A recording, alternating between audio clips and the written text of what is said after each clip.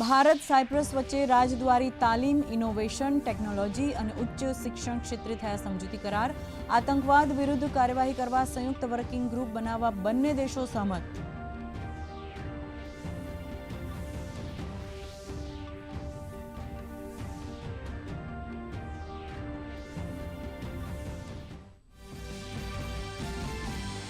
નક્સલ મુક્ત અભિયાનની સફળતા બાદ ઘૂસણખોરી વિરુદ્ધ કેન્દ્ર સરકારની ઝીરો ટોલરન્સ નીતિ.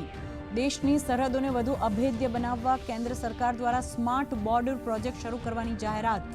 ડ્રોન, રડાર, કેમેરા સહિત સંસાધનથી સરહદો પર રખાશે ચાંપતી નજર. નીટ યુજી પેપર લીક મામલે સીબીઆઈને મળી મહત્વની સફળતા. ફિઝિક્સ પેપર લીક સાથે સંકળાયેલ એનટીએ નિષ્ણાત મનીષા હવાલદારની ધરપકડ. દેશભરમાં અત્યાર સુધી 11 આરોપીઓ સીબીઆઈના સકંજામાં.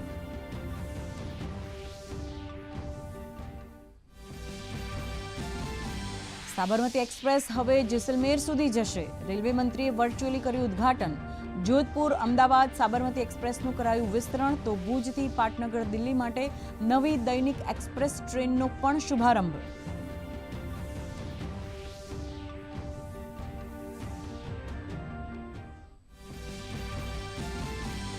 ગાંધીનગરમાં આયોજિત બ્રિક્સ ન્યાય મંત્રીઓની દ્વિદિવસીય બેઠક સંપન્ન. ન્યાય વ્યવસ્થાને વધુ પ્રભાવી, સુલભ અને કાયદાકીય સુધારાઓને આગળ વધારવા સંબંધી પાસાઓ પર થઈ ચર્ચા. નાગરિકોને સુલભ અને સમયબદ્ધ ન્યાય ઉપલબ્ધ કરાવવા પર અપાયો ભાર.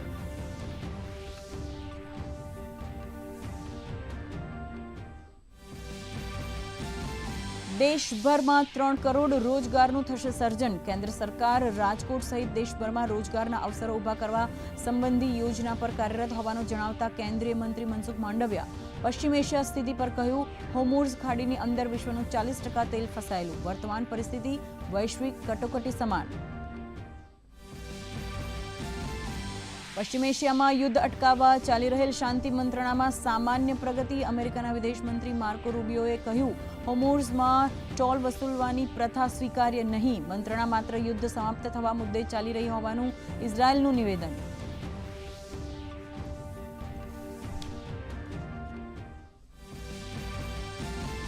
રાજ્યના અનેક શહેરોમાં ગરમીનો કેર. સુરેન્દ્રનગર અને અમદાવાદમાં ગરમીનો પારો 43 ડિગ્રીને પાર. રાજકોટ 42.9 ડિગ્રી તાપમાન સાથે ગરમીથી શેકાયું. તો દેશમાં ગરમીનો પ્રકોપ યથાવત. હવામાન વિભાગે પૂર્વ ઉત્તર પ્રદેશ, પૂર્વ મધ્યપ્રદેશ અને વિદર્ભ માટે ગરમીનું રેડ એલર્ટ કર્યું જાહેર.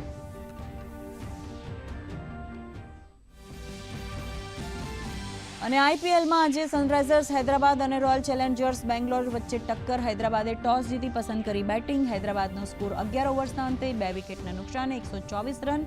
અભિષેક શર્મા 56 રન બનાવી આઉટ.